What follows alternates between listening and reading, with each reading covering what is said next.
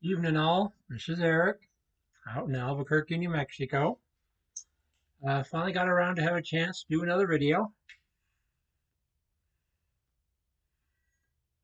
So I am smoking in a Mastercraft Meerschaum, African Meerschaum. Uh, some of that blend I was working on last time I think I did a video. I took some Sutliff 515 RC, stoved it for 2 hours at 400 degrees. Uh, Then left it in jars, sealed in the dark for about 2 weeks. Then I went ahead and put it in an airtight Tupperware about so big with a shot glass of Tennessee whiskey with a little bit of honey in there. And I put a fresh jar in there every week for 4 weeks. And it came out pretty darn good. I'm really enjoying it. I have to say, that's my first really successful attempt at that. And I'm going to jar half of it, and the other half I'm going to press into a puck and see how that goes. So it was pretty fun.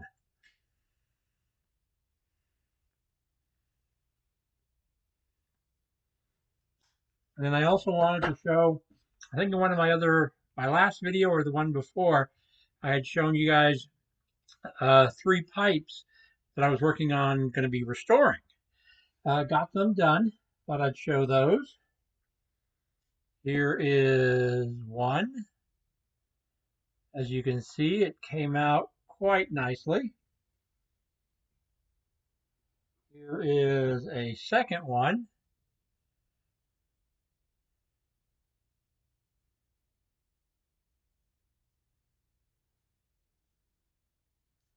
Very nice.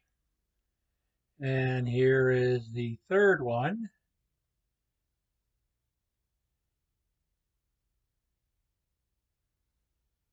Got them all cleaned up.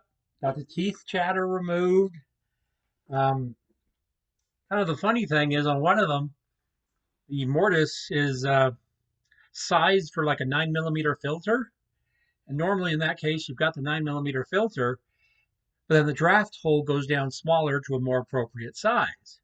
On one of them, the draft hole is 9mm. It's got one heck of a draft. But the way they were all literally smoked to just totally occluded and so much cake in there, somebody loved them. And to me, it's like, okay, so I spent what, 30, 40 bucks for the pipes, and I got some really nice pipes. They're all at least 50 to 70 years old. Um, that's a pretty successful restore in my book. So, very good. I really enjoyed that. Thought I'd share a sort of a new tool for me that I found. Not really a tool if you want to call it, but I find it works really well for pipes. It's a kit, not a kit, but it's a set of aluminum dowels, if you will, in a variety of sizes. You can kind of see there, down to really small ones. And I find that, on your average pipe, that totally circular, uh, the mortise and then the draft hole, this works really well to slide down the shaft and kind of peel off any tobacco that is stuck anywhere around the circumference, or just tar that is stuck on there on that. And it works really well because I can do one size, and with the curvature of the dowels, it's a perfect curve that matches the way it was drilled. So it really does help with me cleaning out some of those shafts that are just got stuff that is caked in there from years that, Everclear, sanitizing, salt and Everclear sometimes won't get it all off. And in some cases, even doing a retort, you get a bunch out of there, but you can still have some tobacco caked. And these aluminum dowels, when you slide them down, that perfect curve, matching the curve of that shank, it just peels that stuff right off.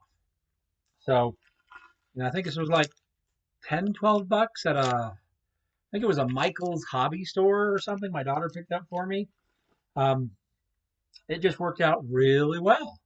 So, but yeah, I just really wanted to share those pipes because, if you remember from my past video, they were pretty ugly looking, um, with everything caked in there and, couldn't even get a pipe cleaner through.